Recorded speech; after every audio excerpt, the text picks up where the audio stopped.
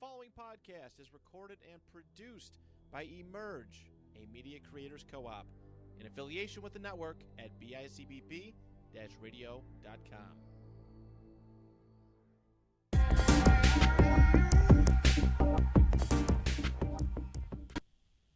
Hello and welcome back to the Big Yac. It's your boy Nico Salambenny back at it, and finally, football's here. Football's back. The Big Yac is in full swing. We finally got a streak of episodes going 2 weeks in a row. We are ready to rock and roll. I am joined with me today with friend of the show, one of our very first guests, Sean Casilio. Welcome back, Sean. How you feeling? Thanks for having me. I feel great. I love to see the Big Yac back. Big fan of the podcast. Glad you're hitting the ground running again, going solo for a little bit. I think that's great. Glad football's back. Football's back. Hockey's coming back soon. Man, I'm ready. I'm ready for Thursday. I'm ready for this weekend. I'm ready to get hurt again by the Buffalo Bills. So, same circle goes along. That's and correct. If you heard that chuckle, that is the Rich Moranto over on the Sticks. Do you have a camera on? Yeah, I shocked you with that one. We're really throwing it back with getting Rich as producer. Just threw it at you. Got to keep you on your toes over there. But yeah, Joey could not make it in today, so shout out to Rich for filling in, and hey, feel free to hop in and contribute if you'd like to. But what's been going on? What's been going on with coaching and teaching? What's new? It's been 2 years, a year? A year and some change since he's last been on the show. It's been a while. Man, you know what? Coaching is great. It was amazing. Last year was probably one of the most difficult years I've ever had to coach. You know, we lost in nationals to South Carolina, the Gamecocks. They ended up winning the national championship. Kind of inspired me, so I went, as I do, I kind of go full bore when things kind of push me the wrong way. So from December to May, I was just recruiting all across, literally internationally. I recruited kids from Norway, I recruited kids from Italy, Sweden, Alaska. We brought in kids from everywhere. So I've been dealing with all that and getting them to Niagara Falls and getting them in their leases and everything like that. But team came together recently. I've been really proud of how we're going. So I'm really excited for the season. And then teaching and being a dad and hanging out with another one came since the last time you've been on the show, yes, right? I know. 3 now. 3. Stop at 2. Listen to Sean. Stop at 2. That's the most you should go. But other than that, really just hanging out with your mother and my wife and having a great summer. But now it's time to lock in, working 2 jobs and being a dad, and that's what I'm passionate about now. So that's what I do. That's good. Now, one more thing about the hockey. You guys are ranked. Yeah. Talk about that. Come on. Yeah. Come on. The past 2 years now, my team's been ranked in the top 3 in the country, and we're gonna see what happens. Yeah, we're gonna see what happens. Woo! It's crazy. Niagara.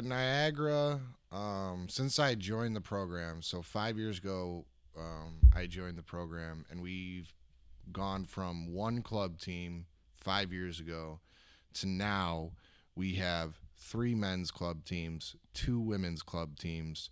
Our women's club team was top 10 in the country. Our top men's club team was top 10 in the country.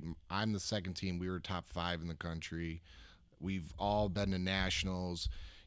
We've had guys go to the pro circuit. We just had a guy get an ECHL contract or a tryout offer. So, our brand, there's only really 3 of us types of schools like us in the entire country, but the other 2 don't have NCAA D1 above them. So, to be a school to have this many hockey teams below NCAA D1 is basically unheard of. So, I'm really proud of that. I'm just proud of that, people have given us a chance, players in this game, because you can really look down upon it. And before the podcast started, I think, people got to understand you got to make the grind worth it, right? Yep. So, shout out to all my players now, previously, all that. It's inspiring to see guys get rewarded for their grind, So shout out to everybody in the Purple Eagles program. We're going to keep crushing it, and that's what we do there. So roll perps. That's right. Roll perps, baby. Let's get into it. So, NFL headlines. We had a lot come out from the last week since I've been here, starting off with some big deals. Commanders guard Sam Cosmi agreed to a 4-year, $74 million deal. As the Commanders kind of shift into that new era with Jaden Daniels, they protect their guy with the guys up front. So that's a big move. Sam Cosmi is one of the top guards in the league. Great move for them. Broncos agreed to terms with cornerback Pat Surtain on a 4-year, $96 million deal. A lot of people would say that Surtain is a top 3 corner in the league. I mean, he's a dog. Patrick Surtain, I just feel like he doesn't get the deserved hype, right? Like Sauce gets so much hype. And, I think the name. Yeah, it's definitely the name, but it's also the Jets, and like it doesn't matter who you are on the Jets. What was Adam, the safety, Jamal Adams. We watched him for how long, and he never. Didn't watch him. He never played. Never impressed me. And he was hurt. And everybody wanted to tell us how crazy, the skills of this guy and everything like that. Pat Surtain is the real deal. He is I'm shutting off this side of the field type corner. Quietly, too. Yeah, and it's just like going about your business. And I feel like, I don't know, Denver's, one of my best buddies is a huge Denver fan. So I get all the kind of info on Denver. And this Bo Nix stuff and the Surtain, and they traded away their receivers. And it's just like, what is Denver? Like, I feel like Denver's best when they rely on their defense. Yep. So going and like paying Surtain and trying to rebuild that Denver defense is definitely an important, because their safeties are gross too. So It's like, now I think they really got to focus on their linebackers. And that's the thing with Denver. So people always ask me, like, okay, you have the Bills, but like, do you have like a second team you follow, or like, is it? A lot of times I'll end up saying the Broncos just because they're just a fun team to watch. I got family in Colorado. Right. A lot of family members that are Broncos fans. So I tend to find myself rooting for the Broncos whenever they're not playing the Bills or whenever there's a game on. I'll always root for them. But that's how it's been the last few years. I feel like they didn't play that bad. They're stuck in a division with the Chiefs. I think back to being a Bills fan and looking at the Patriots for 20 years. I mean, it was like you don't remember any teams. If you're not a Bills fan, no. If you're not a Bills fan, you don't remember the Bills. You don't remember the Jets. You don't remember the Dolphins at that point in time. You always remember the Patriots, and I feel like we're seeing that a lot with the Chiefs. I mean, it's like you walk in, that's like 2 guaranteed losses. It's so funny when you say that too, because if you talk about the drought with like normal people who don't really understand the drought, like any fans that aren't revolved around the AFC East, and you talk about like any Miami Dolphins team besides the 2011 team when Brady was hurt, or like the 3 years with Rex on the Jets. Like, if you talk about like Jets quarterbacks or Curtis Martin or like, just bring up a random AFC East player from 2001 to 2016. And I guarantee you, like, people outside would be like, what are you talking about? You know what I mean? And us Bills fans were, like, celebrating beating, the Jets defenses with, when we had Troy Vincent on our D and stuff like that. And I feel like that's the Broncos, like, won a Super Bowl, lost a Super Bowl, and then it was just fade into black. It's just been the void since then. Yeah. And a lot of it comes down to the quarterback. They haven't had that franchise guy since they had Peyton Manning for a couple of years. And that's John Elway's fault, too. Exactly. John Elway will go back. He went on record a couple weeks ago saying that his biggest mistake was not drafting Josh Allen. Now, I could only imagine, I'm thinking like Marvel's What If. Right. If the Broncos had drafted Josh Allen, I don't think he'd be the same Josh Allen. I think there was a lot of pieces that came into play to make this version of Josh Allen happen. But it just goes to show how important a franchise quarterback is to a franchise. And so, seeing Bo Nix named a starter a week ago, named a captain of the team today. That's another bit of news that came out earlier today, is Bo Nix was officially named a captain of the team. I mean, this is the first rookie since 1967. Floyd Little has been announced as a captain. Shout out Cuse Floy Little. Had to throw shout that in out there. that quarterback from Cuse, by the way. I'm not a big college football guy. Kyle McCord, that's my guy. Admittedly, I was there. I'm on this podcast, but I gotta say I'm not a big college football guy. Just never a thing I did. I always watch football on Sundays, and I watched hockey every other day of the week. But I gotta say, I'm getting a lot more into college football. Sean. I've been watching Saturdays. it more, and I'll tell you what, that Syracuse quarterback is something. Kyle McCord. Something, bro. He had career highs in passing yards and passing touchdowns against Ohio, and Ohio's not a team to scoff at. No. They were 11-3. They were in the MAC, sure. They got all their wins from the MACtion. Yeah. But that's still, you know what? That's still a D1 conference. That is D1 football. It is hard for any franchise to go 11-3 in college football. And you know what? Every D1 team's going to have a warm-up game. Like every of Syracuse stature, right? Yep. They're going to have warm-up games. The question is, how do you perform how do you look in the warm-up game? That first drive, I'm not going to lie, was scary. You're right. It looked ugly. It looked terrible. It looked flat. I think Kyle McCord forgot what jersey he was wearing because he threw it right to the defender. Yeah, and the thing, and you went to Cuse, and you've been to so many games, right? I went to this last one. Right. I was there. and I think these guys, I think a lot of guys, football guys, don't understand, like, Syracuse isn't, Ohio State, it's not Michigan, it's not USC, it's not anything, but Syracuse is a lot like the Buffalo Bills. Like, it's a passionate place, it's a loud place, it's a different style of place. Have you ever been to a Syracuse game? I've never been to a football? Syracuse football or basketball game. I've gone to a Syracuse lacrosse game. That's the only Syracuse game I've ever been to. Even those are loud. Right. Even those are loud, and they only fill half the stadium with it, or a quarter of the stadium for right. them. And oh my goodness, when you see that stadium in full force, and they just renovated it too. There's brand new renovations. There's seat backs everywhere. There's air conditioning. It's fantastic in there. You sit there, and all 30,000 fans are screaming. This is the new era of Syracuse football. It was a surreal experience. Yeah, you know what? And what I think UB fails at is what really makes Syracuse super successful. Like, they make it an event. The game day experience is so huge, and that was such a big selling point for me and Syracuse. I mean, I grew up watching Syracuse, watching Johnny Flynn, and having all the Syracuse gear on. Like, it was almost, the writing was always on the wall for me wanting to go to Syracuse, and then obviously I was able to make it happen, which was awesome. Speaking of Syracuse, shout out to Paul Harris for dunking on my head when I was in 10th grade.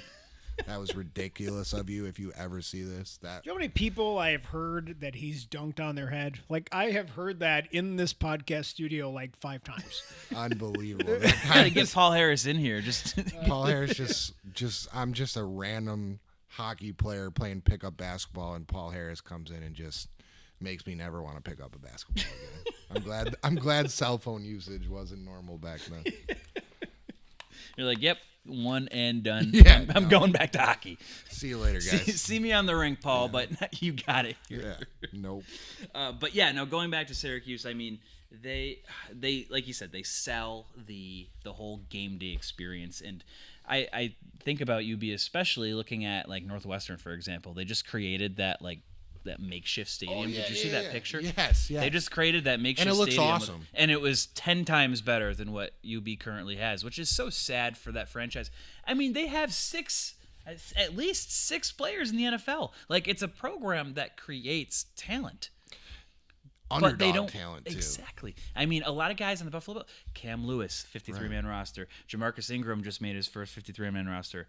And then, of course, Buffalo Joe Andreessen. That's the big headline for UB grads. What about the we had some receivers from them before. I forget what his name is. It's not Marcus Easley. Was it Washington maybe we brought in? And there's guys all over the league. And the crazy thing about Khalil Mack? Can we talk about Khalil Mack? Yeah. That probably should have started with that guy. But the simple fact of the matter is, I think, and I said this about the Bills in the drought, right? Like, if you don't take the little things as if they're important and you only focus on the major, which is winning the football game, and like the football program grows as the look of the football program grows, right? And I think that goes alongside with the NFL teams too, right? The Bills vibe this year was bad, and I think free agents realized that. Obviously, we didn't have the money, but like the look and feel of your program as a person who recruits all over the country, there's ways to get guys in they're going to get better offers at other schools that have more to give you, but how can you get these kids to want to be here? And it starts off with the look and selling point of your program. And you just walk into that UB stadium and you're like, whoa, this is 2024 right now. And this? UB, you have the money. Let's not act like you don't have the money. All right. You can fix it. So that's just, sorry, we got off track, but man. That's a really good perspective too to have, because, you know, you got to think of it not just beyond the game. Like, sure, they're in the stadium, however, but like you have to sell the city, you have to sell the neighborhood that they're staying in, you have to sell the whole like package, because it's someone's livelihood. They're spending however many, you know, months or even years in this spot, so you have to sell the whole thing from start to finish. And if that game day experience, that's one portion of it that also factors in everything. I think nowadays, especially with like the college football coming out, they talk about that a lot, and I'm glad that you actually like people are actually starting to see that, not just for, oh, they're a good team, why doesn't he want to play there? Well, there's XYZ involved, there's ABC involved. I think Cuse does a good job too, because they have that dome, right? So a lot of Southern players don't want to play in the cold. Yep. They just don't want to. And look at all the Georgia transfers that we just got. Yeah, you have a dome. It's the same way I think the Buffalo Bills should always have a dome, right? Like, I get the conditions, I get the optics of how it looks like when it's snowing and stuff like that, but if I'm a player and I get the option that 80% of my games I'm going to be able to play at my most optimal setting. Obviously, I'm going to have to go on the road, probably play in a couple difficult spots, but air controlled. Right. Like, and I always say this, you know, if your muscles are tight and you're cold and you got to get warm, you got to get them, you know, warmed up again, and kind of, you're going to get more injuries.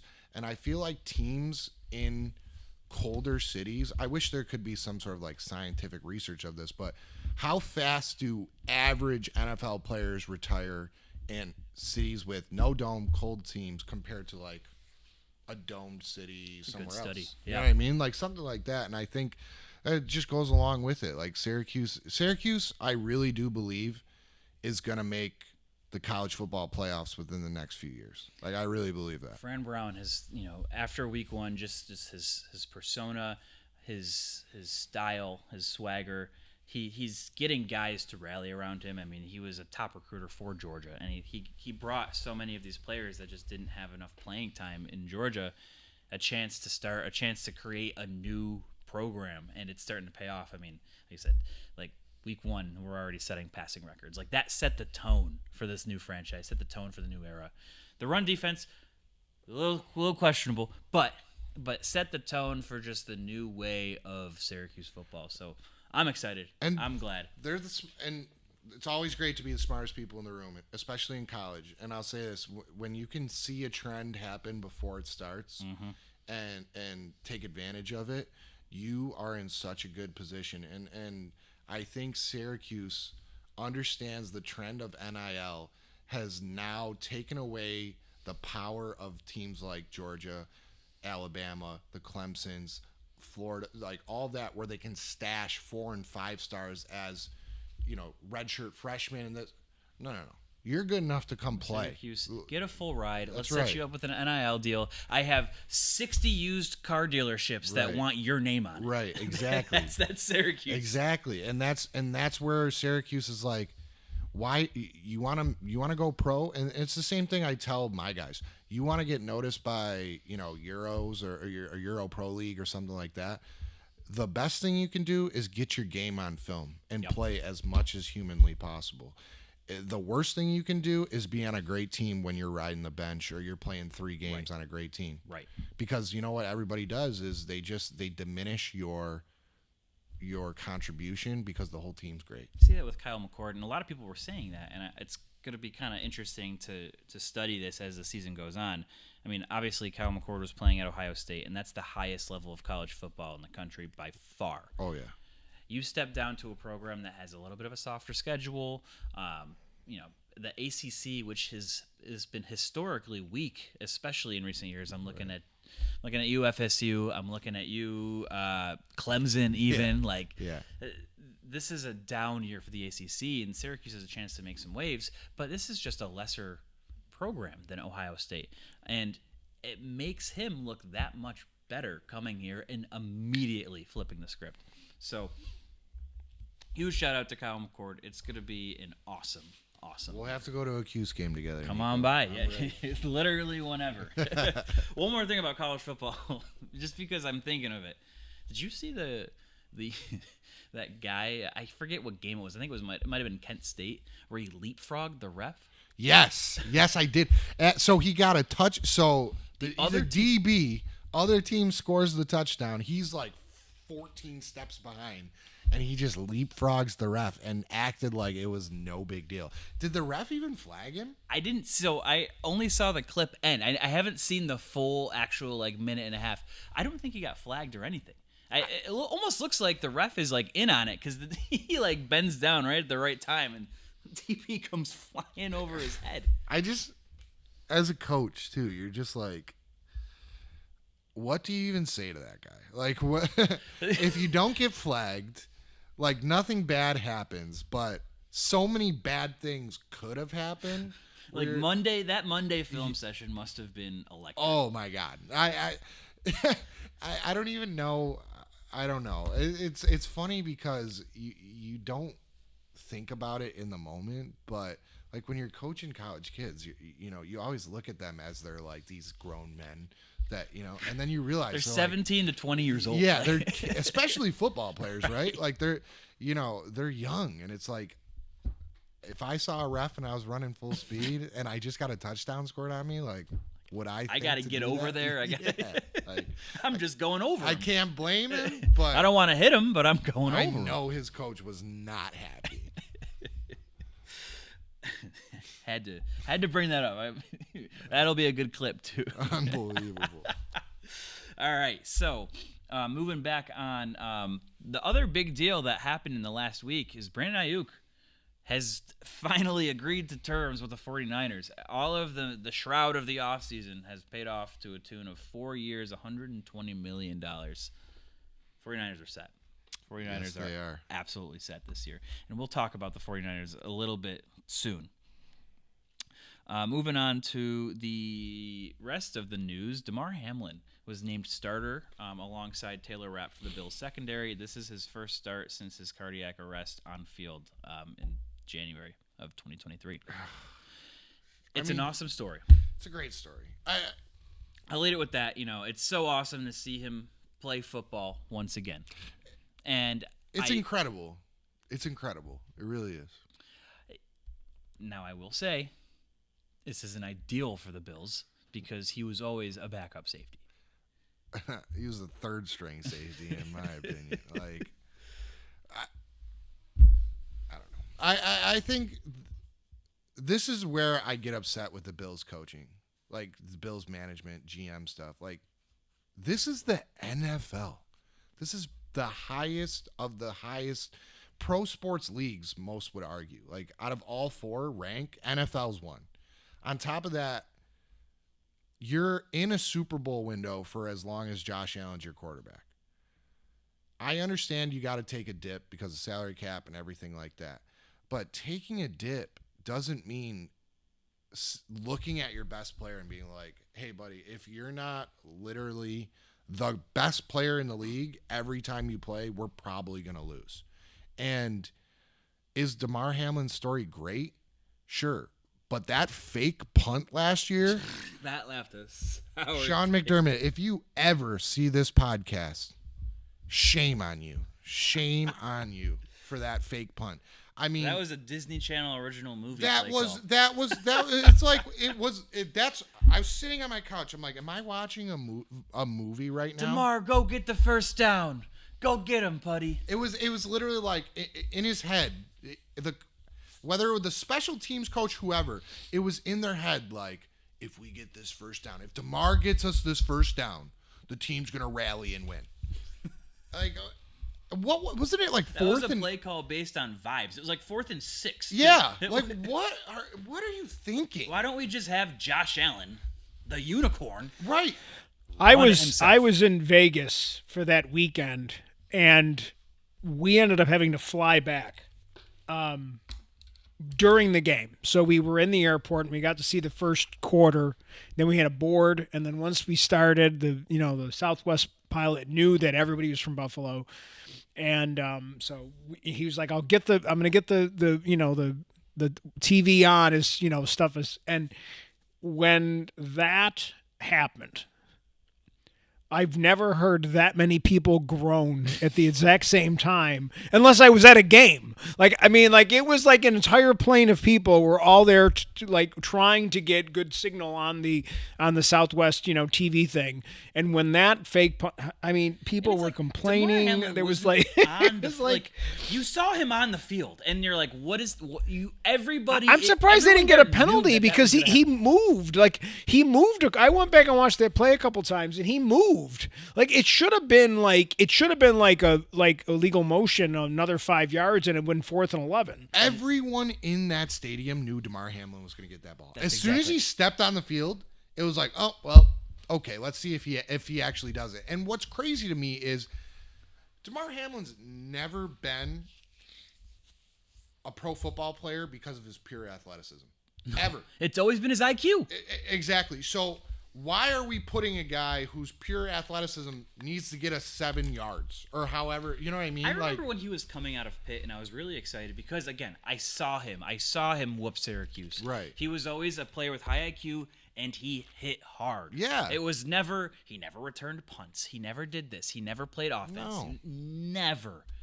No, and then you're throwing him out on special teams, and it's a buddy of mine said something that really resonated with me, and he goes, that play was, it's like when you're playing roulette, and you and your buddy are joking around, and you put $100 on red, and he puts $100 on black, and then it hits green, and you're like, well, we were going to be fired up because one of us were going to win, right? And that's what McDermott thought. If he gets it, we're definitely going to win this game. But he never thought of, if this goes horribly, our team's going to be so deflated that you might as well just call the game right there. Because that's, in my opinion, they were a different team once that play happened. It was just like, wait till the game ends. Everyone you just laugh at that point. Yeah. Turn your head and you laugh and you.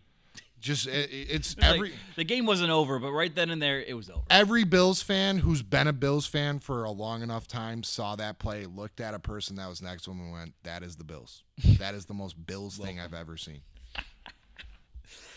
Speaking of the Bills, my favorite player we're about to talk about, right? Is that our next guy, our next thing? Mr. Stephon Diggs, ex-former player. We got one more before we go there. Oh, boy. We got one more before we go there, but it's coming. Oh, That's on man. deck. We got Sean. You're looking like you're ready to unload. Oh, I'm ready. I'm ready. He's loading the clip right Yeah. now as we speak. Don't worry, Steph. I got something for you. Don't worry. Oh, in one of the worst transitions of all time, Ricky Pearsall got shot last week, and he is already released from the hospital. He has already returned to the 49ers. He's already returned to the 49ers facility. They put him on the NFI list, and John Lynch, GM for the 49ers, has said that he is going to play this season. Shout out to Ricky Pearsall for getting Trent Williams signed, too. I mean, John Lynch better throw him a bone when time comes to it. Taking a bullet and getting Trent Williams signed, I mean, that's tough. I mean, I'm so glad he's okay. And it's so unbelievable. The bullet went through his chest and did not touch a single vital organ. It went in and out. It was a clean wound. It's insane. And you never, I don't know. It feels like pro athletes are becoming more humanized the more I age or the more the years go on, where this era of life of the 2020s and everything like that, people just feel more real because you can get them in so many different social medias and TV and in person and everything like that. It's hard to see an NFL player be that approachable that he can just get robbed and shot. You know what I mean? It's For his Rolex. It's crazy. And it's a little different, but in a much more tragic fashion. It's like, looking in the hockey world, like Johnny and Matt Gaudreau. It's horrible. That like shocked me. You know, it's like you never expect. Never. Like you said, you almost forget that these professional athletes are humans and they have day-to-day lives. Like this is just their job. Yeah, like it's and as much as I don't agree with a lot of things, I think Stephon Diggs, the one thing that really always impressed me about Steph Diggs was he was like, this is my job.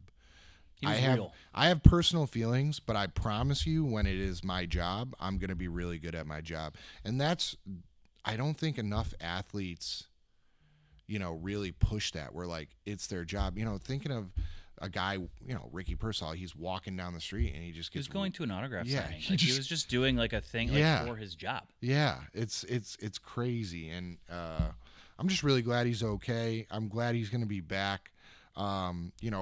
Robinson on Washington, he got shot. That was last year, right? It's just, and then you can go all the way back to like Sean Taylor and and stuff like that. It's just, it's dangerous being an athlete in the eyes of the world, I would say. And obviously, I'm sure it won't stop with Ricky Pearsall, but I hope it does. But it's just, I will also say when your body is like, when you're a top tier athlete and you train your body and stuff like that, taking things that could probably really destroy another human being and being able to come back and point blank bullet. Yeah. Being like one of those things. Yeah. That's kind of those superhuman attributes that especially guys. It's funny because like you saw some of the posts, some of the players talking about the ones that have to go down to Brazil, and I was like, oh yeah, and they just heighten the security, and it's like it's a weird thing because I'm a huge soccer guy, and there's things that happen like in like Premier League and in Spain and stuff like that where guys will go away for a game. They'll just go to work, and while they're at work, like people will rob their house. And sometimes, like, the family's home. Like, there's been times, I'm trying to think of one of the higher profile players. This guy was playing, and his wife found out his wife was held hostage while they robbed the house. And then the next day, like, the ex and everybody's like, oh, what do you mean he's not going to play this week? Like, like, it's his job. Like, I'm sorry. Like, his family's going to come first. Like, he's pretty stressed and about that. He wants to make sure his family's okay. It's just weird, like, that whole mentality that we don't. Somehow these guys like can just turn it off. Did you watch that Netflix? It was a series about the Series A in Spain with all their pro soccer teams. I haven't seen that. It's on Netflix. I forget the exact name on it. I don't know. No free ads, Netflix, but still, it's about all the pro soccer teams and how they went. It's like the quarterback show, but just it breaks down the different teams with the star players. And I think what people really don't understand, especially about European sports and European soccer and stuff like that, is European soccer and Spanish League soccer and Premier League soccer is much more similar to college football than it is to pro like what pros are to me. And in that Spanish series, it's like these guys are talking and they're like, I live in my town. If we lose, I can't go grocery shopping for 2 weeks. I can't let my wife go grocery shopping for 2 weeks because they get. I mean, those people believe the teams are owned by the people. Yeah. So like when you think of like Premier League, especially, picture. I'm trying to think of like a smaller team like Newcastle, for example. Or Aston Villa. Like it's a small city. It's a team at a very high level. And it's like you're right. It's a small town, so there's no places to go. That's why a lot of guys don't want to play in small markets. They want to be in New York City. They want to be in Miami. They want to be in London. But there's definitely that aspect of it, and the difference. Like living in Buffalo, the Bills are everything to this community, and that is very analogous to a lot of Premier League teams. It's there. That's not true with all the NFL teams, in my Right. opinion. I think the Bills and some other teams are, but you're right. Like it's a way of life for these guys are these families are in, and it's there. It's a tough community to live in because everybody knows who you are. Like the funny thing about football players and hockey players to some extent, like you almost don't really. If you're not really, really, really into it, you don't really know exactly what they look like. Oh yeah, Because it's far, it's totally like you're not, but we're something like soccer and basketball, like there's no masks. No. There's a lot more close-ups, than you see, and you're seeing without a helmet or anything, so it's easier to recognize those two sports, baseball as well, probably, versus football and hockey. And so I think like going to the grocery store is a little bit harder. Yeah. In that environment. It's why a lot of guys in hockey, pro hockey guys, don't want to play in Canada, specifically Toronto, Edmonton. Like, yeah, they'll say taxes and stuff like that, but most guys don't want to play in Toronto because you can't go anywhere without people knowing who you are. And I mean, you go play for the Tampa Bay Lightning, you go play for the Florida Panthers or anything like that.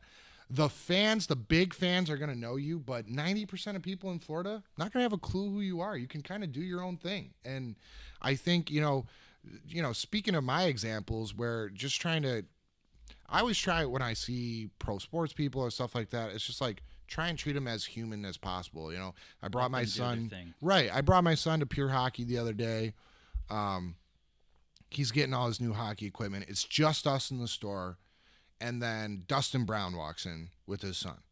And it's like, that guy's a Stanley Cup champion. I had his jersey hanging in my room. Like, he was one of my favorite players of all time from there. Now he coaches for Buffalo Junior Sabres.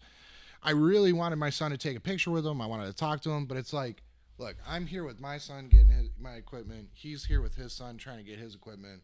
Let's just be, I just kind of looked at him, gave him a smile, and just went upon my way. And I feel like more people need to start realizing, like, yeah, they're football players. Yeah, it's awesome to watch them on TV, but like, they're human. Yeah, like, oh my gosh, it's like Josh. It's the weird Buffalo. It's not Buffalo girls, but it's Buffalo people, and like how they obsess over Josh Allen. You're weird. Like, you are weird people, and. Like, it needs to end. That the obsession with pro sports people or being like, Josh Allen, I want to marry you. Like, get a hobby, do something else, please. It's weird. I agree. Giving life advice, Big Yac life advice. Big Yac segue. Oh yeah, Now's the time. Oh man, time for the hour. All right, so. Over the last few days, Stefan Diggs has made headlines due to an interview that he had with GQ. His quote, "Last year, I was in the worst mental space I've been in since I've been in the league." That continues. So that's when things had to start shaking out. He later adds that both the Vikings and the Bills didn't want to get rid of him and that he decided to leave. Yeah. This week, Stefan Diggs was named a captain for the Houston Texans. Now, I'm going to ask you this. You saw that interview. At least you saw the portion you read it. Do you think Stefan Diggs' comments are being blown out of proportion?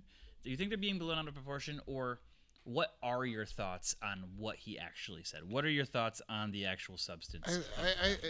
The comments are completely blown out of proportion, for sure. 1,000. I don't like Stefan Diggs, and it has nothing to do with the GQ comments. And I think a lot of Bills fans are just very salty because they want to be loved by great players. That is the obsession. And I mean, I've been a Bills fan my whole life. Like when T.O. came, we wanted T.O. to be a Bill forever, even though how old was he when he showed up? He was washed by that time, right? That so it's like, Vaughn comes. We want Vaughn to love the Bills. It's always the next big name that comes to Buffalo. Please love us. And I think what a lot of Buffalo Bills fans didn't like is Stefan, and I think Stefan is going to be the same way in Houston. He is not going to love you back. He's just not. He didn't love you back in Minnesota. He didn't love you back in Buffalo. He loves playing football and doing his job and winning. But when it comes down to the hard parts of it, I think he's frail. I think he's mentally frail. I think that not everything is always going to go your way in any sport. How do you adjust? How do you deal with it? How do you take it? How do you figure it out with the guys around you, the girls around you? And I think Stephon Diggs, he's a captain, right? He was a captain of the Bills, right? Mm-hmm. All 4 years. How many times did Stephon Diggs take a hard loss and step up to the podium and talk? I can't say one. Like, I can't say one time. Or the hard loss, how many times did he just leave the room before the press even got there? Like, you're a captain.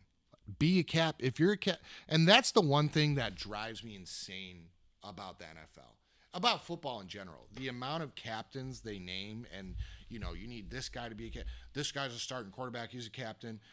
Bo Nix, I think, is a little different, but how many captains do you need to have leadership? Bills only named 2 this year. That's a precedent. I feel like I haven't seen any other team only name 2 captains. Just Josh Allen and Terrell Bernard. And you know what? It's like, and this is things I've learned from being a coach for so long. When I coach, I've always tried to include, before games start, I'll have all my assistant coaches talk, and then I'll talk last. And then I had a meeting one time with some players and my assistants, and I was like, yo, like, what could I do better?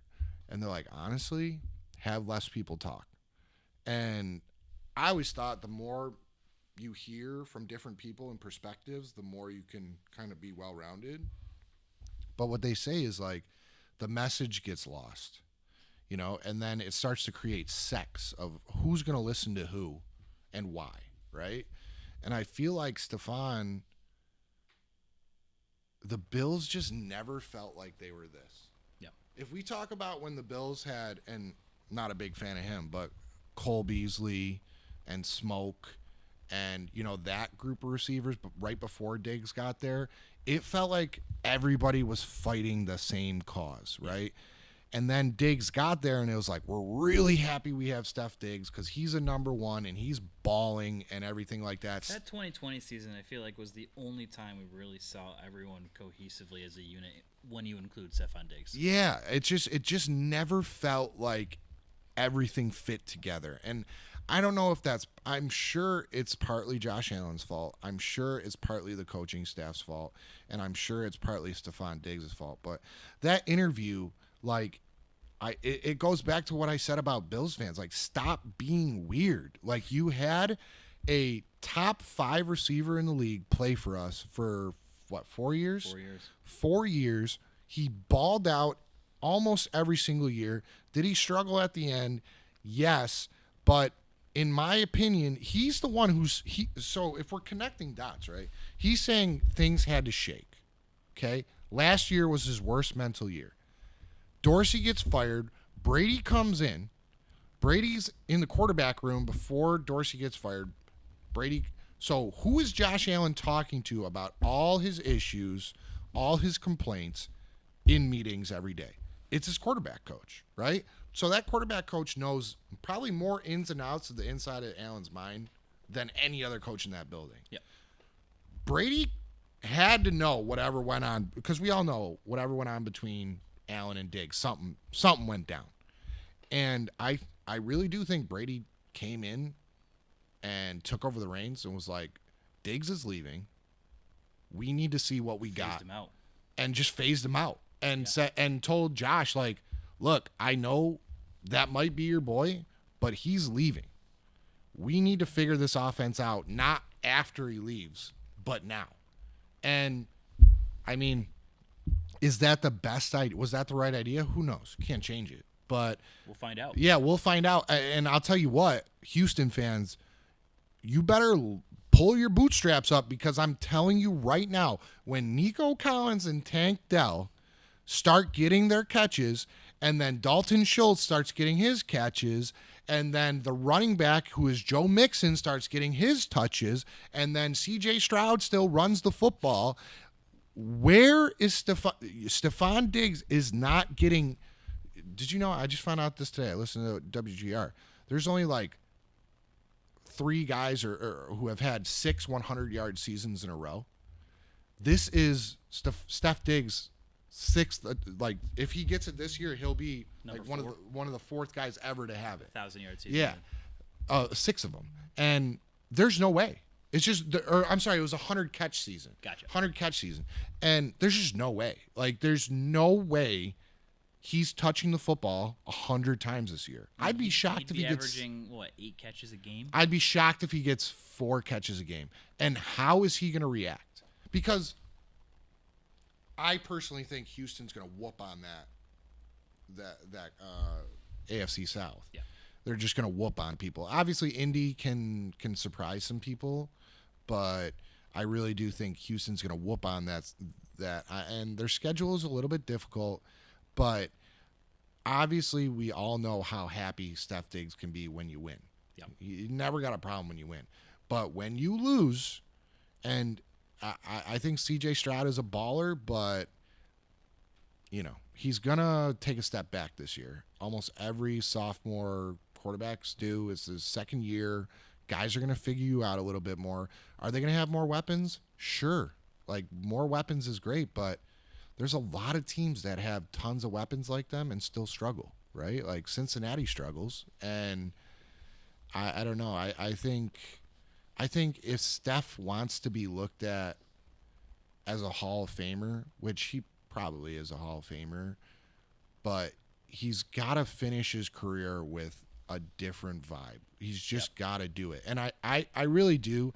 I think Steph is going to – I think the Houston Texans are going to get eliminated in the second round of the playoffs this year, and I think Steph is going to leave. And I think Steph goes to Baltimore, personally. That's where I think he's going to end up next year. Got to pull out the crystal ball for this. Yeah. That's kind of how I think this is all going to go, because he's from the area.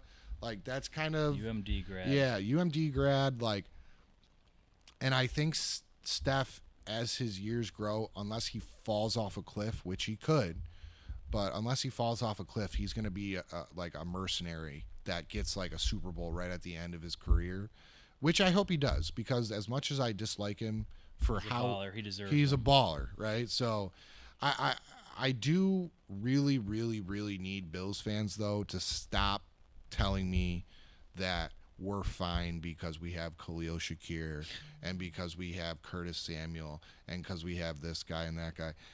None of those guys are Stephon Diggs. They're not even the level before Stephon Diggs. They're all good players, don't get me wrong, but they are not. Our receiving core is scary bad in my opinion. But it's going to look fine because we have a literal unicorn as our quarterback. And unfortunately, I think Josh Allen has done everything he can for the Bills, and that is my biggest fear, that Josh is going to get sick of it. Yeah. And that's my biggest fear. I feel like every Bills fan has that in the back of their mind. It's only a matter of time. If you're a Bills fan and a Sabres fan, you need therapy. Every great player that plays for us, especially if you're a Sabres fan, it's like, well, when's this guy going to want to leave? Well, when's this guy going to want to leave? It's just like, I understand our city isn't great. It's not, New York or whatever, but if you embrace it here, and every pro guy will tell you, if you embrace what this city can be, where you can settle down and grow into being a man and grow your family and stuff like that, Deion Dawkins really shows what you can be if you just embrace the city. Yep. And I don't know. I really do hope that Terry Pagula is not. I just feel like he gets obsessed with things, and he'll just ram it down your throat, whether whether Sean McDermott deserves the job or deserves a raise or deserves a lengthening of his contract or not, he's probably going to get it because Terry Pegula loves him. And it's like, does Sean McDermott not deserve to be on the hot seat right now? Shouldn't his coaching job be the closest to being fired over everyone else in the league right now? Like, what would you say to that? That's a take. The closest in the entire The closest. I wouldn't say the closest, just given the pedigree of the playoffs and given the record. He's the best record since, I think, 2018 or 2017 since he came into the league. Best record in the NFL minus the Chiefs. Facts. It's the postseason that, postseason is where everything gets made. It's true. And I'll say this. Andy Reid doesn't become the guy he is in Kansas City without being fired from Philly. That's true. That's a good point. And so, as much as I hate to say this, as a coach, your message, if you lose how people can receive your message because you lose the room, it's almost impossible to scrub that and get it back. Like, if you lose it completely and there's even one guy still there the following year who you lost, it's just going to re-lose everybody else eventually that following year. So that's my biggest concern about McDermott, where it's like sometimes I really just feel that his players are like kind of eye roll him. Yeah. And I think when he started those first 3 years, he had those guys playing for him. They wanted to win for him. And now doesn't feel like that at all. Doesn't feel like that from Josh. Doesn't feel like that from anybody on the defense. And that really, really concerns me. And I just, I hope I'm wrong. I really do. I'm really scared about the Bills this year. Like, I think this terrified. year will be very telling. I mean, playoffs is non-negotiable at this point, and given the Bills and their pedigree to this point. If they don't make the playoffs, I think Sean McDermott's done. Well, that's my question. Let me. The interesting thing about McDermott is for this year, if you were going to fire him, in my opinion, it should have been last year. Agreed. Yeah. Because there was a disaster last year, in my opinion. This year, there's a built-in excuse for him because they're overmaxed on salary. Right. So they couldn't go get him, get Josh, get anybody. This guy. So, like, to me, they're going to give him – this is what I think will happen. They'll make the playoffs. Whether they win the division, they get a wild card, fine. They'll go out about the same time in the playoffs as last year. They'll probably win the first game, lose the second. And then Pegula will be like, well, see, we did pretty good without having the money. And by the way, look at our beautiful stadium. Yeah. And I do feel like right now the Bills are all about their stupid ass stadium. Oh my God. Like Yes. and again, here's the funny thing. Like, I was that Bills fan. I was that guy that like was a substitute teacher, and if the Bills lost on a Sunday night and the phone rang asking if I wanted the sub, I'm like, I can't get out of bed. I'm too depressed. Like, literally didn't go in a few times when I was trying to get a job back in the day.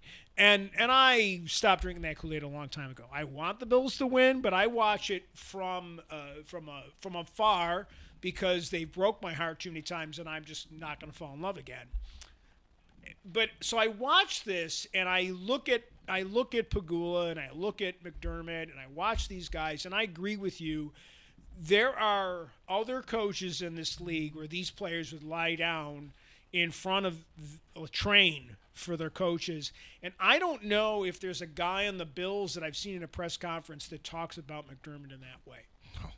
Look at Dan. I never thought Dan of it Campbell. from that standpoint, Yeah. but that's a really, really good point that I never heard before, and I think that's a good point. Yeah, I mean, look at Dan.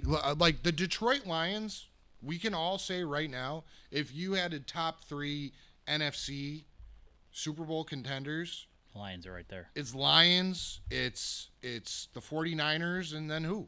Right?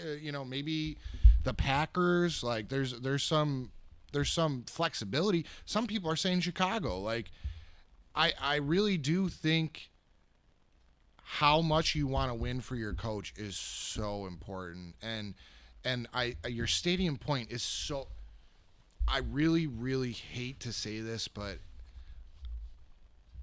as much as we all love the Pagulas for saving everything and rebuilding downtown and everything like that, they are money-hungry thieves. Like, that's the best way I can explain it, where, you know, the Sabres arena, if you go to the Sabres arena, it is the most depressing, awful place to walk into in the entire NHL.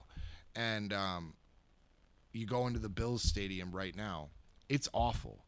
The new stadium is going to be amazing. Don't get me wrong. That's awesome. I'm so happy for future Bills fans and everything like that.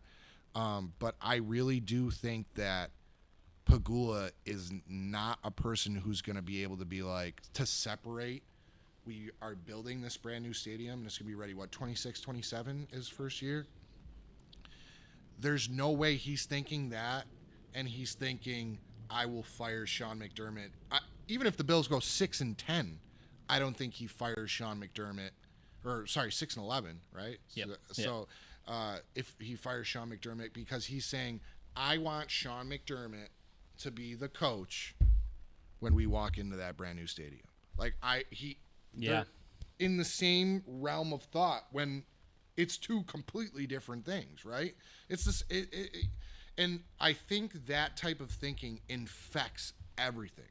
Why is Lindy Ruff the Buffalo Sabres coach again? Why do the Sabres never change? Because it's always retreads. It's always just figure it out, and it'll be fine. And I think it's really what scares me about Buffalo sports, because if we go through a drought again, like if the Sabres don't start winning, I'm really scared that They might not be a team. They might not be a team in 5 to 10 years. If the Bills go through another drought, I'm really like, yeah, we just built that brand new stadium, but like, when is Terry going to sell that team? Are the Pagulas always going to have it? Is it going to go to his son or to Jesse or whoever? Like, it just feels like if we could just get, I wish Terry could sell his ownership and keep minority ownership, but sell his majority ownership instead of doing what he's doing right now, where he's selling that minority ownership, just so it could get him out of the decision making. I think if he was out of the decision making in Buffalo, I think Sean McDermott gets fired 2 years ago. I think Sean McDermott gets fired after 13 seconds. Probably. As any coach should have. And Leslie Frazier got just railroaded for that. I don't think Leslie Frazier's career will ever recover from that. Has he coached again since? He's been in consulting roles. That's just, I mean, I don't know. And that's another thing that Sean McDermott kind of bothers me, where I've never seen him get up on that podium and like take legit responsibility. Yeah. I don't know. Ty Dunn mentioned that. I think back on that like bombshell article that came out last year, Ty Dunn mentioned that a lot. Yeah, and I think that's another thing that Diggs couldn't get down with. Like, we all know how he's a straight shooter, it seems like, behind the scenes. So how much, as much as I love Josh Allen, how much is he superstar baby in his own building? Like, how hard is McDermott going at these other players? Me as a coach, and for any of my players watching to make fun of me at practice tonight, they can probably attest to this. For me, my superstars, my top guys, you're getting it the most. Yep. You're getting the worst side of me because you need to. Because everybody else is going to watch me and say, if he's going to give it to him, I'm going to make sure I'm out the way. I'm doing what I need to do. But is Sean McDermott doing that with Josh, or is he doing that with his receiver, or this guy, the second string tight end, or what? You know what I mean? Like, who are you going at? And I think that's where Diggs really didn't get down with. I feel like I'm talking myself back into liking Stephon Diggs right now and hating Sean McDermott more. But yeah, man, I think that Bills fans, out of a lot of fans in the league, besides maybe the Jets and some other teams, they can spin narratives faster than almost anybody. I mean, and they'll take it and run with it. Yeah, and I really do think it's the big problem is our sports radio. They are just so pessimistic and just awful to listen to that everybody's quick to defend everything and everything's great and everything's fine and you're just being a hater and this, that. And but I really do think if people listened to Stephon Diggs and connected some dots, the dots would lead back to Sean McDermott being a problem more than anything else. And I think people don't see that because of the narrative spins by Bills fans. Yep. Agreed. Gotta take a few minutes and shout out our big sponsor, Underdog Fantasy. A huge shout out to Fantasy. They have done so much on the promotion side, especially this week as NFL season kicks off. They have a ton of different deals and promotions going on right now. So I am proud to be partnering once again with Underdog Sports, my favorite place to play fantasy games. As always, you got to check out their pick'em. It's so easy to play. Just pick 2 to 5 stats of your favorite players and choose whether they'll go higher or lower. You can 20 times your money by going 5 for 5. If that sounds like fun, download their app and sign up today using my code BIGYAC. That's BIGYAC to get your first deposit of up to $1,000 matched. They just upped it this offseason. $1,000 will be your first time deposit match up to. Cannot wait to see your entries. So that being said, I do have a Take 5 today, all based off of Thursday night football. Oh, okay. So, got to use the free square that they're giving out right now with Travis Kelce. And then on top of that, they also had another promotion going on right now called No Vultures. So basically, I have Isaiah Pacheco getting higher than getting a touchdown. Just one touchdown for the game. But if he was vultured by stopping at the 1 yard line, or Patrick Mahomes runs it in, or the play gets called back and Patrick Mahomes runs it in, I get free. Like that's going to be mine because it was going to be Isaiah Pacheco's in the first place. Oh, really? That's interesting. So That's I got cool the way to vulture do it. promotion thanks to Underdog Sports. So I picked up Travis Kelce with just 1 yard, Isaiah Pacheco with the vulture protection for anytime touchdown.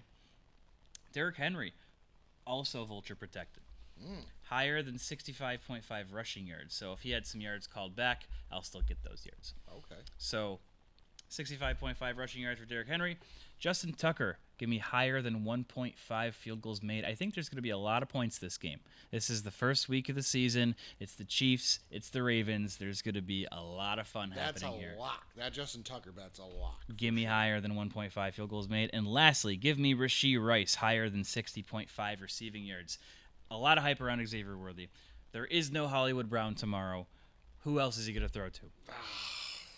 Who else is he going to throw to? Man, isn't Juju back? Is he playing? Okay, is Juju going to be taking valuable yards? I don't know. I mean, Rashee, yes. Baltimore's defense is good. Personally, I would have flipped that to a Baltimore receiver. Sure. I think guys are going to be. This is going to be the best Lamar Jackson we've ever seen. Agreed. Lamar is going to have so many. I mean, if Mark Andrews can come back and be solid, he's back. Mark Andrews is going to be the best. Besides maybe Dalton Kincaid, Mark Andrews is going to be the best fantasy football / real life tight end in the league because if you stack that box on a read option, even good luck if that tight end breaks out because you're going to worry about Derek, then you're going to worry about Lamar, and then it's going to be like, okay, let's make a play somewhere. And everybody wants to say Lamar can't throw the ball. Lamar can throw the ball. Lamar can ball, ladies and gentlemen. The one thing that is he whipping the ball around like Mahomes, or is he throwing the crazy throws that Josh Allen throws? No, he's not. But if you give Lamar some time and you're trying to defend the run, he will tear you apart. And I think the Bills' safeties have saved them from Lamar for quite some time now. And I think I don't know how you beat Baltimore right now. I really don't. I don't know. Everybody's hyping up the Chiefs again. I truly think Baltimore is going to stomp on them. Like, Yeah. I do. Chiefs are known to having a slow start. I am all over Baltimore +3 right now. Yeah, I really Take the points. They are. If you look at Baltimore, their receivers are really good as well, right? Like I don't know where they're weak. Baltimore, like they've always had a good line, they've always had a good defense. Their problem has always been throwing the football and injuries, right? Like every time Baltimore has a good running back, it's like, oh, he's injured. every single time. And now you get a dog like now, Derrick Henry. a dog, like You get you a get Hall of Fame running you back. get an Let's Escalade call it that a- runs. You know what I mean? Did you see Derrick Henry in an interview? They asked him like what high school was like when he played. He had 50 touches in a high school football game. Unbelievable. Like the guy's he's literally built in the lab. And if the Ravens are gonna win a Super Bowl with Lamar, I don't know, man. I really think that they're gonna be very hard to beat. And the Rashee Rice thing, one, I'm surprised he's not suspended still. That might carry into next season. Yeah. But two, I think you make a good point. He was a great rookie for sure. And then Travis Kelce takes away so many targets, and Isaiah Pacheco is a great running back. So, it helps Mahomes a lot. But how the Ravens play defense, Worthy in his first NFL game, I think is not going to be able to be a factor. Not in the very first game. No, He might get might see him for like he's a gonna 30-yard have one big catch. play. Yep. Yeah, he's gonna have a big play for sure. He's gonna get open, but with how physical they're gonna be with him off the line and everything like that. I mean, did you see him get thrown in around? training camp? Yeah, and that's your own team doing that to you. And it's like, I think that the Ravens are gonna say, we're gonna shut down one side of the field. We're gonna shut down the run. Okay, beat us with Kelce. And can Mahomes and Kelce beat a team by themselves? Absolutely. They've done it a million times. Hey, Taylor Swift's going to be calling their plays. But I don't think they're going to be able to put up 35 points like I think Baltimore is going to. I think Baltimore is going to put up points after points after points after points. Yeah. It's just It's going to be time of possession. I mean, they have that controlled with their run game. And once you have time of possession, you can play that bully ball, you can spread it out. There's going to be so many different ways to score on and like I said, if they shut down one side of the field and just go, okay, throw it at Rice and throw it at Kelce, we're going to beat you because of it. I think the best way that bet hits if Baltimore is up by 10 at halftime. If they're up by 10 at halftime, that bet hits for sure. Mm-hmm. And like I said, I think the Chiefs are a little bit overhyped this year. Everybody's giving them all this. I thought their defense got worse over the offseason, like a lot worse. Obviously they still have Jones, they still have all those guys, but their DBs are worse. And I don't know. I don't know how anybody beats the Ravens besides the 49ers. Yeah. And I think we could have a repeat of the 49ers-Ravens Super Bowl again. And I can see that. Yeah. That's probably a great early prediction. Yeah, for sure. Take that to the bank. Speaking of taking things to the bank, time for my take it to the bank. I got 5 player props for you. I think this is week 1 is the time to build your bankroll. You put your money in, and then you let the money work itself all the way through. So I got 5 props that I love this week. I have leading off Kyler Murray over 230.5 passing yards against the Buffalo Bills. I love that. And Marvin Harrison Jr. debut. Yeah. Give me that 114, a weak Bills secondary right now. I feel like they're going to be throwing all over with that tight end's going to eat us alive. Mm-hmm. They got Trey McBride, Marvin Harrison, and then who they have on the other side? Oh, yeah, Michael Wilson. Yeah. Like, come on. This is a solid receiving core for the Cardinals. And let's not forget that Kyler Murray is a good quarterback. He is a very good quarterback. And I feel like the Cardinals have been forgotten about in recent years between injury and then D-Hop leaving, whole thing. I love this prop here. I'm slamming that one. Demario Douglas, over 3.5 receptions is sitting at -122. That's easy. I mean, he is probably the best receiver in that Patriots room right now. Jacoby Brissett's going to be throwing it to him. I feel like, I don't know, he ended the season last year very strong. And a lot of, again, week one, Jalen Polk, I don't think is going to have a huge impact week one. I feel like he's going to be their top receiver down the stretch. But right now, you stick to your guns. You stick to your players that you had last year. You stick to guys that know the system. Demario Douglas fits all those boxes. Give me 4 catches for him. Number 3, Tua Tagovailoa's longest pass, over 37.5 yards. Air yards or in general? In general. You have Tyreek Hill, Jalen Waddle, Devon Achane. You can get a screen pass, and Devon Achane takes it to the house. Yeah. That's going to be an easy one. I mean, with that much speed on that offense, that's all day. I'm taking that all day, lights out. That one is currently sitting at -114, and the Dolphins are facing the Jacksonville Jaguars. I feel like a lot of points are going to be scored in that game. The over-under is set at 48.5. Quick stat I learned, by the way. If you have a play that goes over 20 yards on offense, you're 10 times more likely to score a touchdown. Interesting.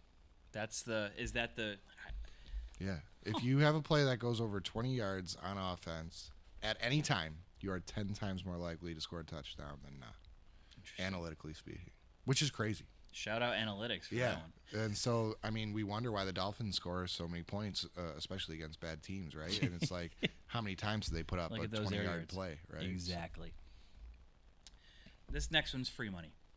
Oh. Bryce Young, over just having a single passing touchdown against the Saints. What? Just one? His line is set at 0.5. That is disrespectful. Wow. Free money. That's disrespectful. It's sitting at -215, so you're not making $1 million off of it. You're going to get your money. But again, this is week one. We're building our bankroll. We're taking these gimmies that Vegas is handing out to us. This is free money. You don't think Bryce Young's going to throw a touchdown? Come on. I mean, that's just Deontay Johnson, you got their rookie tight end they just drafted. They Terrence Marshall, their second or third receiver, right? Adam Thielen is still there. Yeah, Chuba Hubbard is there. There's I don't think the Panthers are anything. Sorry, Chris, but Bryce, he's not gonna throw a touchdown. He's gonna throw a like J.P. Lossman threw touchdowns, like. Kelly Holcomb threw touchdowns. Like, what, to make that a viable, a regular bet, I mean, you got to smash that.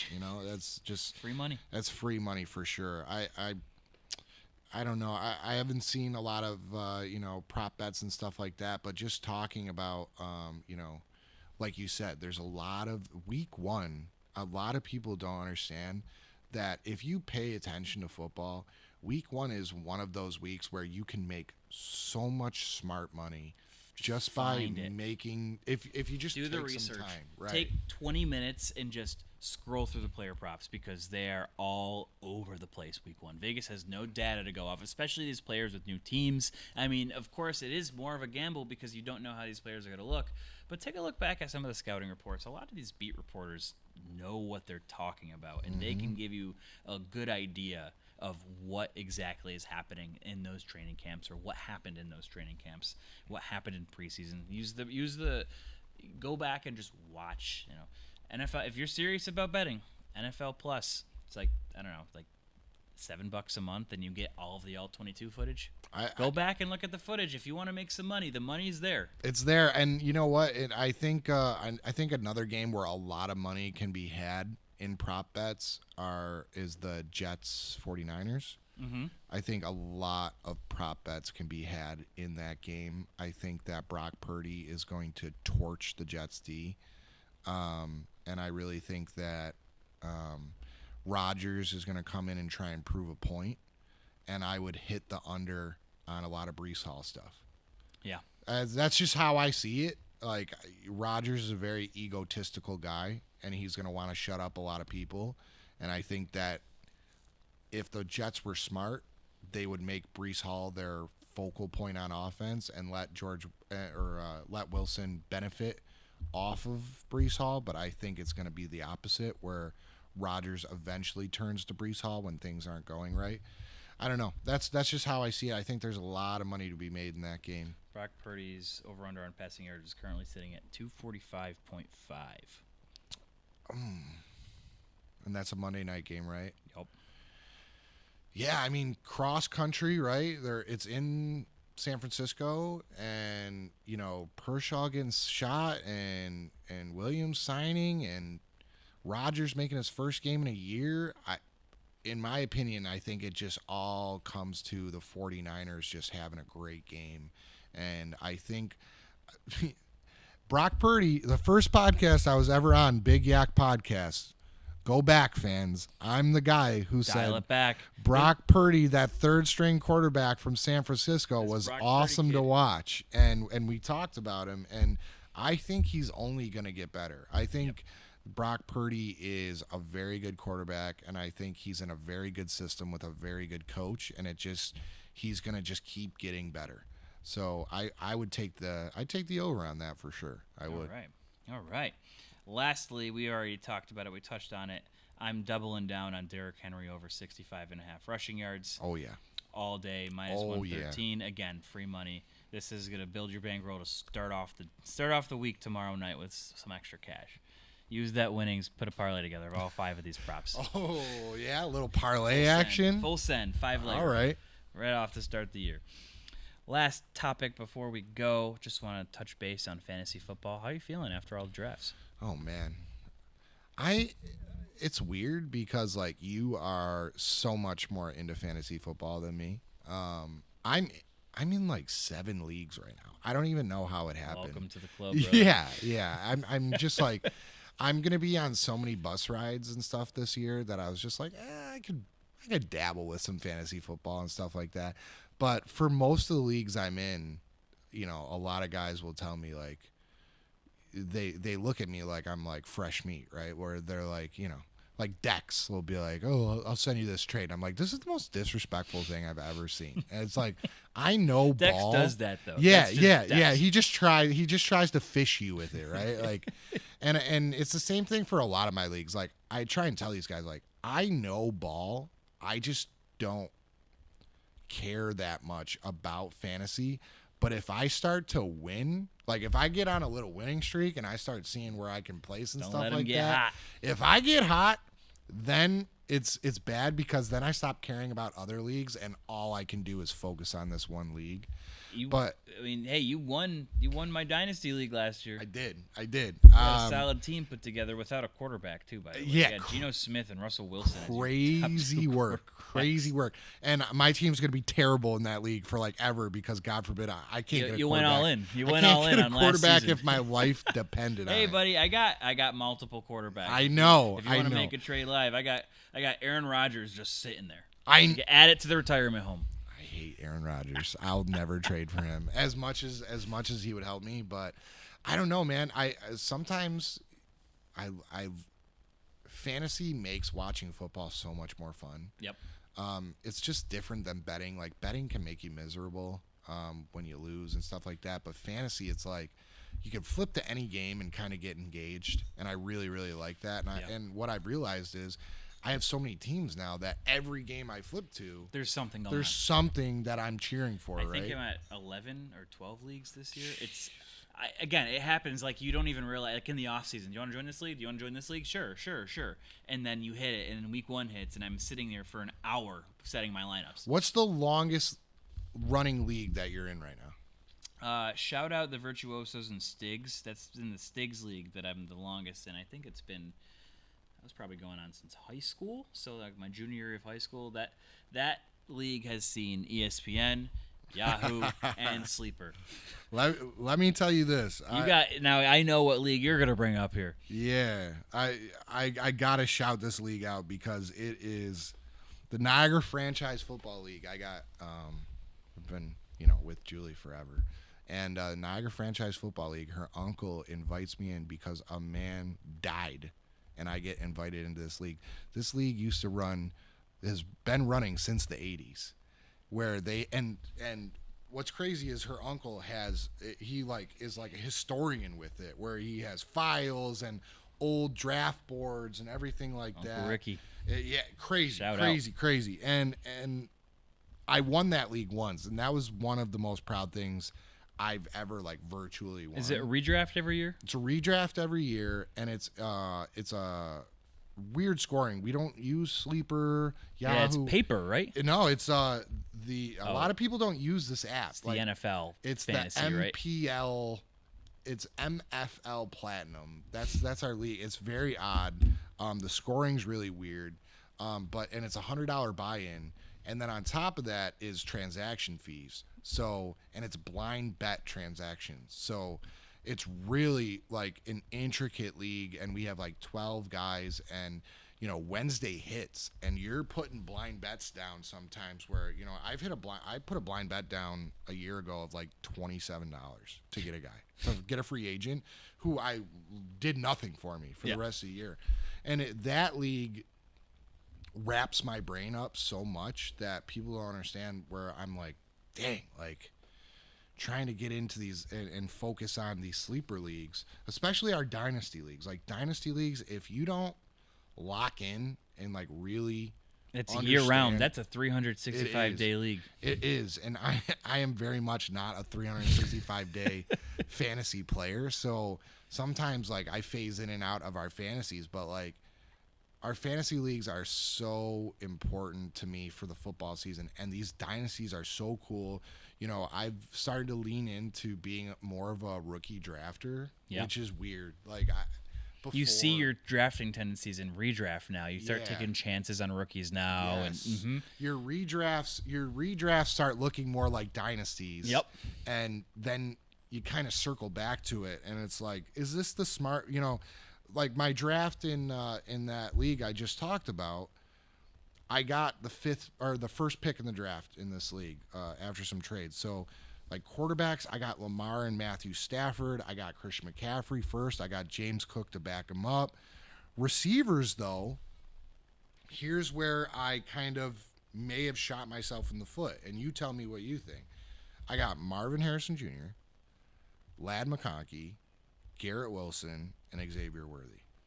I think that's a solid lineup right? of receivers. That's what I'm saying. Marvin Harrison, so, I mean, his ADP is high. Yeah. But he is going to be the bona fide number one in that offense right away. I mean, we're talking about the best wide receiver talent maybe since his dad. Yeah, right, exactly. It's like, and Ladd McConkey is... Don't sleep on Ladd McConkey, because there's room in that wide receiver room for him to have plays, and Justin Herbert will sling it. Who's Justin Herbert going to throw to besides him? You know what I mean? Like that lad over there. And Garrett Wilson, if Garrett Wilson, as much as we hate on Aaron Rodgers, he has a chance to be a top 5 wide receiver finisher. And so, when you look at that from a redraft standpoint, you're like, this is a lot of risk, right? But if you look at it from, if this was a dynasty, I'd be like, this is a winning league. It might not happen this year, but I'm set for the next 5 years. Yeah, after this. yeah. And I think that's what a lot of people don't understand. And what you haven't been allowed because you're a little bit too high end in the fantasy side. But like our fantasy league with the family, I've been barred from this with your sister and your mom, right? Like, take the money and run. I'll tell you what, it's so fun to watch people who don't do fantasy, like your sister and stuff like that. I don't know. This is her third year in fantasy. She knows ball. Chloe knows ball. She's a vet now at this point. She actually, like, her team. I don't know, man. She asked for help and I wasn't around to help her, and then she texted me her team, the results. I didn't touch it. I saw it after the fact. Yeah. I'm like, this is a solid team. Yeah, Mahomes, Taylor, Jamar Chase, Nico Collins, Malik Neighbors, like, yeah. like that is a crazy team in that league. Lineup. Yeah, but we might have to bring you in just to have like a celebrity appearance. You know what I mean? Consulting. Bring you in. No, next year we got to get. My goal is to get as many teams in that family league as possible. Get like a 16. Yeah, that's really and eventually I want to make it a dynasty too.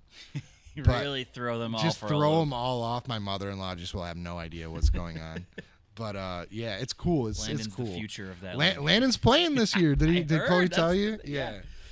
Go Landon. I hope. I mean, I finished second to last in that league last year. So how embarrassed am I? My wife beat me in fantasy last year. Hard to admit. Put that on a magnet on the. Oh, don't worry. She has not let me live it down at all.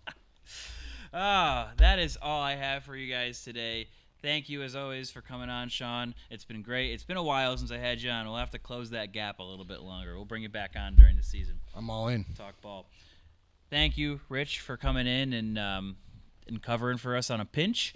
And again, thank you to Emerge and everything amazing that's been happening here. Thank you to BICBP Radio Network. Thank you to Underdog. Thank you to all of my listeners. And thank you to everyone who is tuning in right now and stuck with me to the very end. Football's back, baby. I'm ready for it. See you guys next week. Go Bills, baby.